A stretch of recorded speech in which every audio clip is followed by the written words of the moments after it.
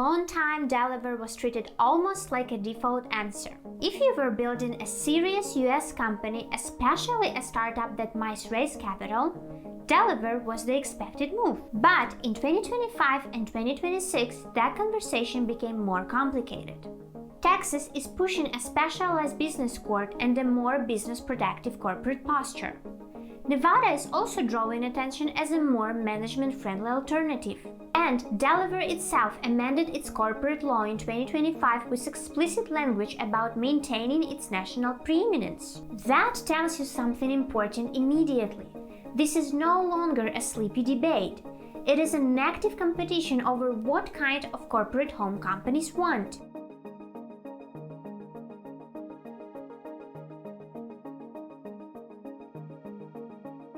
This debate is hotter again because the real issue is no longer just fees or filing convenience.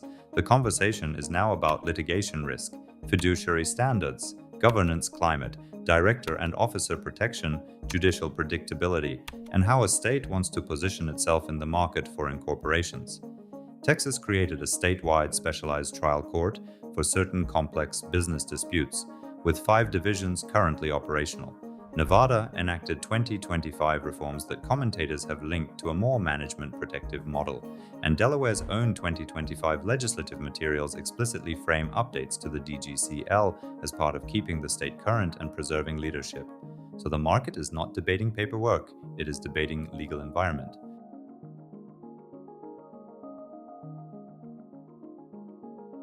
Even with all that noise, Delaware still has structural advantages that are very hard to copy. The Court of Chancery remains central. Delaware's court system has a national reputation in the business community and is responsible for developing Delaware corporate case law. That matters because sophisticated companies do not only care about rules on paper, they care about how those rules are interpreted, how disputes are handled, and how predictable the system feels when real money is at stake. Add to that decades of precedent, very high investor familiarity, and the deep market habit of using Delaware for venture-backed structures, and you can see why Delaware still holds its position so strongly. Texas now has a specialized business court built specifically for complex business disputes. That alone changes how some founders, boards, and counsel think about the jurisdiction.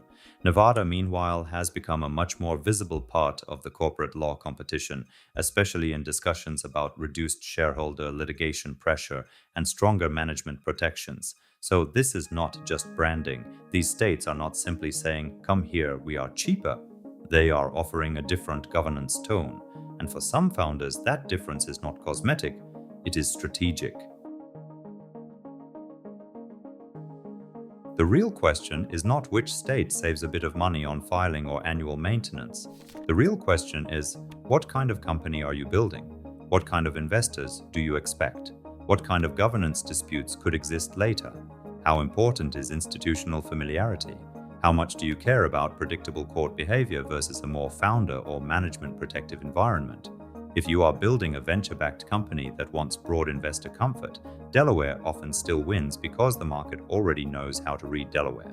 If you are optimizing for a different control philosophy or different litigation expectations, the conversation may look different. That is why a good state choice discussion starts with the company's future, not with a filing fee spreadsheet. For founders in 2026, the important shift is this. Jurisdiction is no longer a checkbox, it is a strategic design choice. For you, it's a choice of a legal environment, a dispute environment, a governance culture, a signaling framework for investors, banks, acquirers, and counsel. Delaware is still powerful, but it now has to be chosen consciously, not lazily. So, is Delaware still the best state for incorporation in 2026? For many companies, especially those that care about investor familiarity, established precedent, and serious institutional trust, yes, very often it still is. But the important change is that Delaware is no longer best by autopilot. It is best when it matches the company you are actually building. Texas and Nevada are making the debate more real. Delaware remains strong because its core advantages are still hard to replicate.